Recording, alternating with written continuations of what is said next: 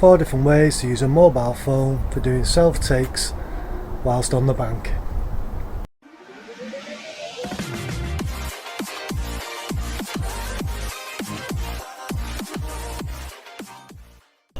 In this video I'm going to show you the method to use for doing self-takes on the bank.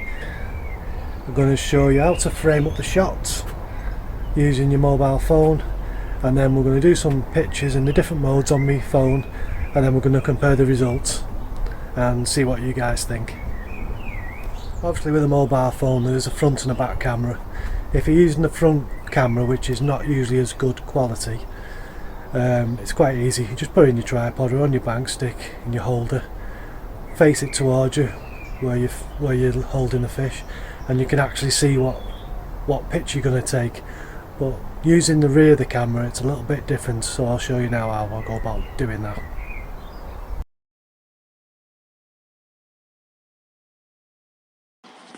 So take a few bank sticks, put one to the left and one to the right of you.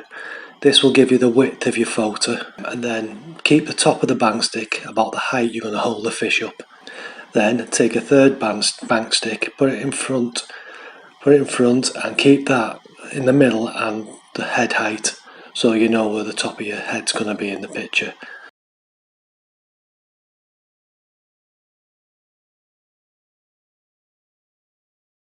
Then get your camera, move closer and closer, and then line your bank sticks up how you want your picture to be framed. Bearing in mind the one in the middle is the top of your head and the left and right is the maximum width of your photo.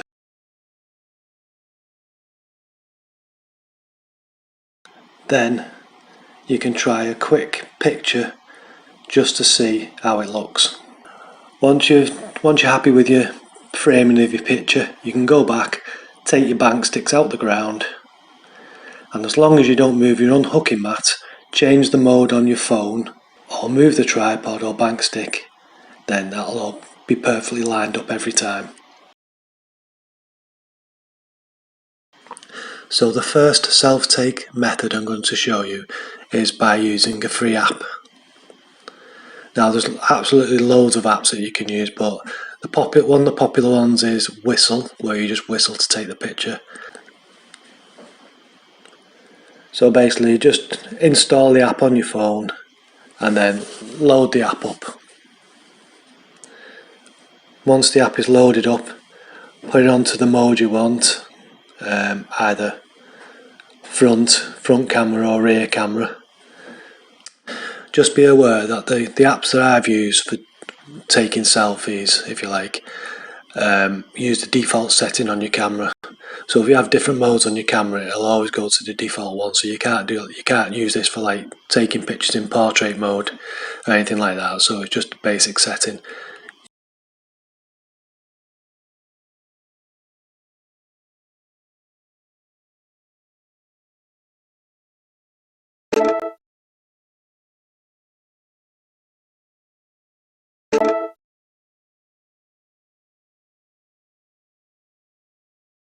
The second method I'm going to show you is just using the timer function on your camera setting on your phone.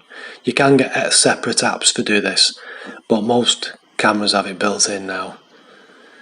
The only drawback with this is you only get one go at the picture, and in my case the maximum timer setting is 5 seconds.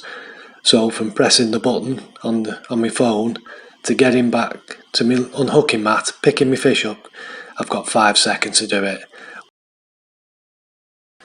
The third method I'm going to show you is by using a remote shutter. Now what I use is a little Bluetooth remote shutter off eBay. I think it was £2 or something like that. And then all you have to do is turn your Bluetooth on your phone, pair it to it, which takes about 3 seconds, and then once you're in position with the fish, just keep it between your fingers and just give it a press. Good thing about this, you can do as many pictures as you want, and it also will work in all different modes. The fourth way is actually videoing yourself. So what you can do is just put it in video mode, turn your make sure your resolution's up on your settings, video yourself holding the fish in different positions, various positions, and then once you've took your video, go back into your video and flick through till you find the shot that you want, and then just screenshot it.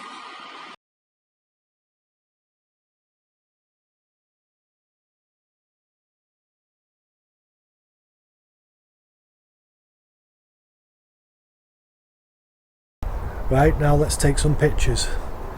I'm going to use normal mode, front camera and rear camera.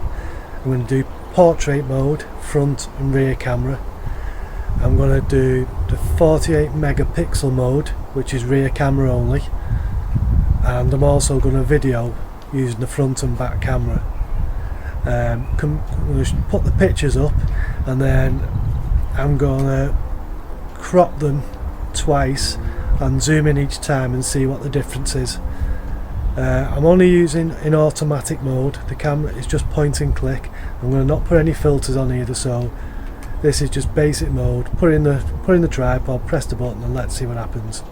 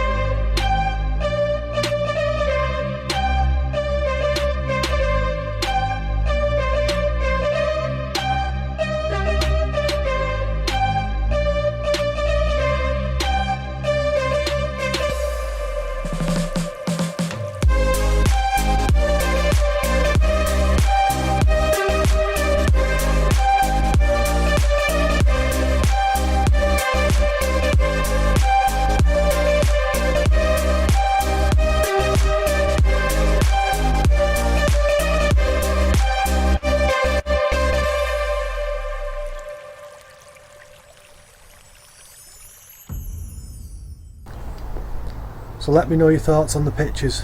Which one was best? It's definitely better quality if you use the rear of the camera. It might be a bit more of a pain to line up and frame the picture, but there's definitely an improvement, especially when you zoom in. But let me know what you think